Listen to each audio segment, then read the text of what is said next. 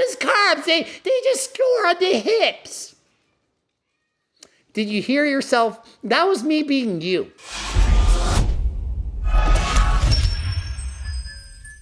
Coach Greg, and today I'm going to be reacting to TikTokers or TikTok posts or people that post stuff on TikTok. So I'm going to watch a video, I'm going to interact, I'm going to say, why are they ridiculous or not ridiculous, and talk about it. Okay, so let's get this started. Welcome to the Heart Attack Grill, where if you weigh over 350 pounds, you eat for free. Imagine this guy walks up to the Heart Attack Grill thinking, I'm going to eat for free. I mean free.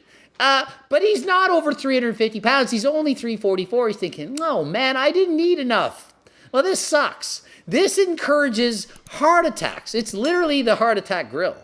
But it's actually a restaurant. They're actually allowed to do this. Promoting mortality. Like literally rewarding you for doing the wrong thing. It'd be like showing up to a bar and saying, you get to drink everything you want for free as long as you're already drunk.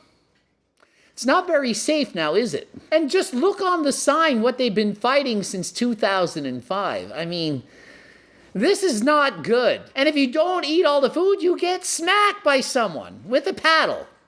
Some people pay for that. So not only are the extremely overweight eating for free, they're also getting spanked, which maybe they actually want to be spanked. That might not, in fact, be a deterrent. Some people might go there, eat on purpose, and leave a few bites so that they can get spanked. Why your glutes are getting smaller and not bigger, part 1.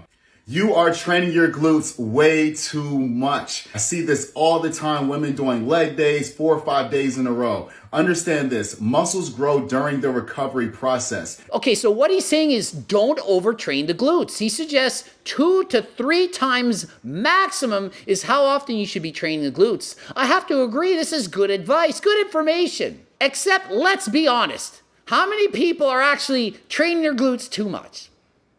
Too much. How many people are out there training their glutes every single day? I don't think that's a common problem. Oh, I know, you're not training enough. Most people are sitting on their friggin' asses all day, and that's why their asses aren't getting any bigger. So I do agree with this information, train 2 to 3 times a week, but how many people are actually training too much? Reasons why your booty is getting smaller and not bigger. This is the same freaking guy. Why is he doing the same freaking video again? First things first, you're not eating enough. A lot of women claim, oh, I'm eating so much, but my booty just won't grow. It's my genetics. No, it's your calories. It is partially genetics, but the guy's saying you're not eating enough. Okay, yeah, granted, if you eat in a calorie surplus, you're going to gain fat, and some of it is probably going to be in your ass. But is that really the best advice? Women out there, you want to get glutes? Get fat. Become obese. That's kind of the advice. He's saying 500 calories a day. That's going to average about 1 pound of fat gain a week. You do that for a year, probably going to gain somewhere around 50 pounds of fat. So women out there, you want big glutes? Get fat. Not a fan of this advice. You guys need to make sure that you're at a calorie surplus. This means being at a surplus of about 500 calories per day above what your maintenance calories are. If you're just wanting to build your glutes without getting fat, you know, like main gain, you don't need 500 calories extra a day. Try 50. You really only need a teensy-weensy surplus of calories. 50 calories is going to be enough. 500, going to get you fat. Second thing is, you're training your glutes too much. Yeah, we get it. You're training your glutes too much. You just told us this in the first video. Muscles only grow during the recovery process. So while you're actually lifting weights, all you're doing is beating your body up. Got it. To get your glutes thicker than last time, you should train them 2 to 3 times a week. He's made this already abundantly clear in the first video. Nothing wrong with saying it twice, I suppose. 5 non-negotiable facts if you want to build your booty. Again, for the 3rd video in a row, this guy's telling us how to build glutes? Is this all he does? Is a glute expert? Let me guess. Train the glutes 2 to 3 times a week and don't overtrain them. Let's see. First thing, you need to train your glutes 3 times per week minimal. What? Did he just say the exact opposite in the other 2 videos? Okay, so which is it? Because in the last 2 videos, you just said to train the glutes 2 to 3 times a week. Now you're saying you need to train them at least 3 times or more. 3 minimum. So you're contradicting your advice. In one video, it's don't overtrain them. In the next video, it's overtrain them. Pick one and go with it. From prison when I'm absent. Let's be honest. These 4 exercises were not the 4 best exercises to burn fat. They just randomly picked 4 exercises and said, these are the best ones. They're not the best ones. But if you really want to burn fat the fastest, just move your body faster than last time. Do any form of cardio that gets your heart rate up, that gets you to move your body, that uses your entire body. Go for a walk, a bike ride, skiing, swimming. Just move your freaking body. No hate to this girl. She is beautiful. I just want to use this video as an example. She is thin, she is eating, and she has absolutely no comments about her health. Whereas I get health comments on videos that are not even related to food. That is thin privilege, people. Here's my analysis of this. On the right, you have a woman who's not overweight, and she has a bunch of food in front of her, and she takes half a bite of a French fry, and then stops, and then takes out a stick from the sandwich. She ain't eating all that. She has a lot of food in front of her, and she's gonna eat a little bit of it. So that's why she gets away with it. These women who are thin are not eating all the food that they're showing in the videos.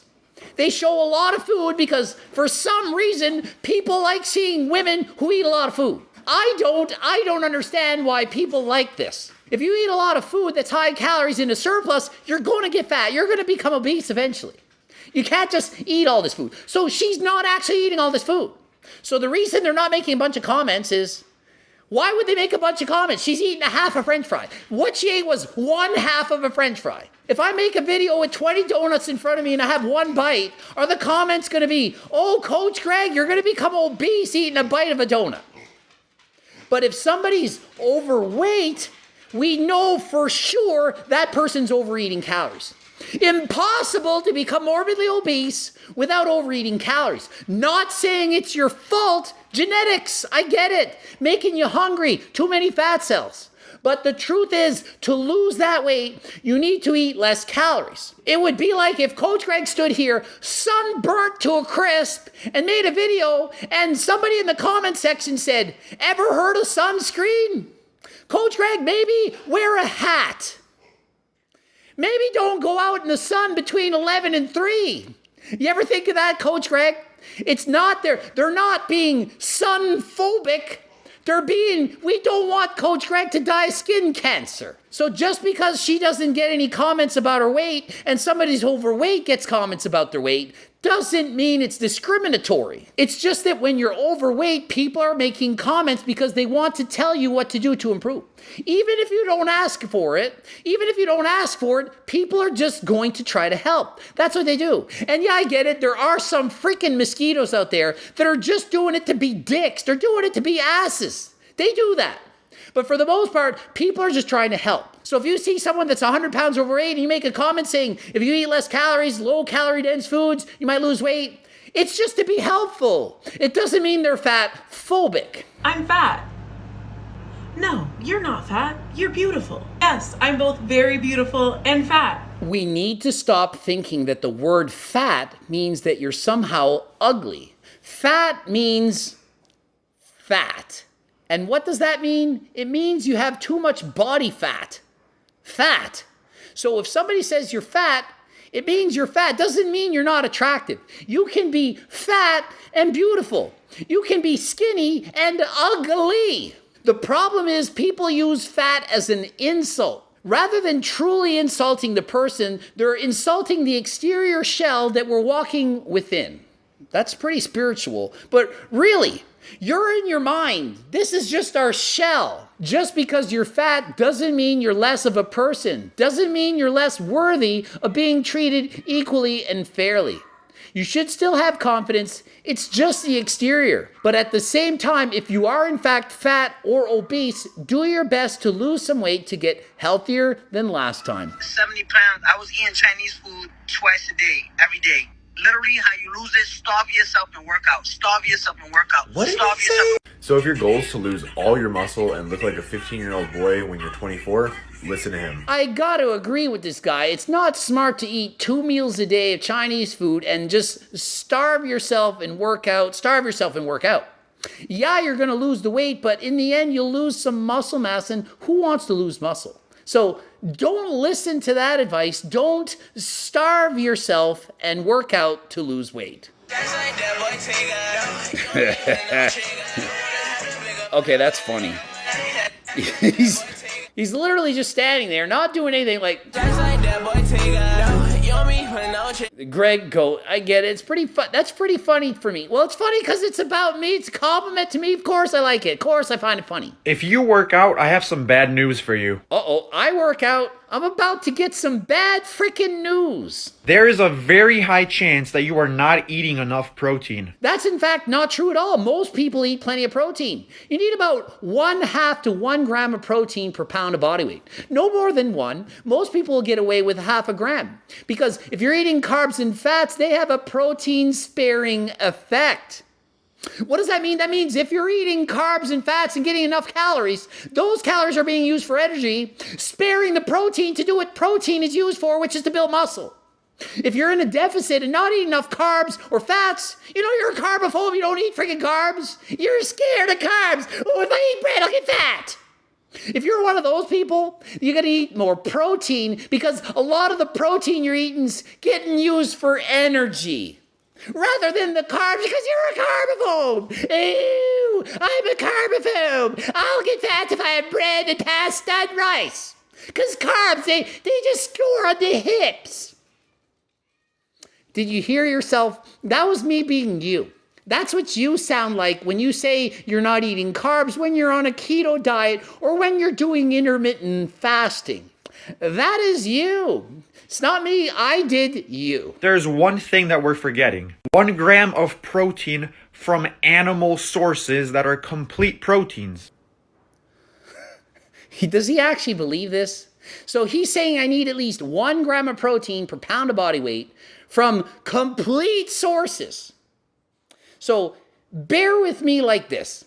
If you get a partial protein here and a partial protein there, and you combine the two together and it makes a complete protein, how does that not count as complete protein? It would be like saying you can only eat foods that have all the macros together. To have a balanced diet, you just need to eat a balanced diet. It's a bit of everything.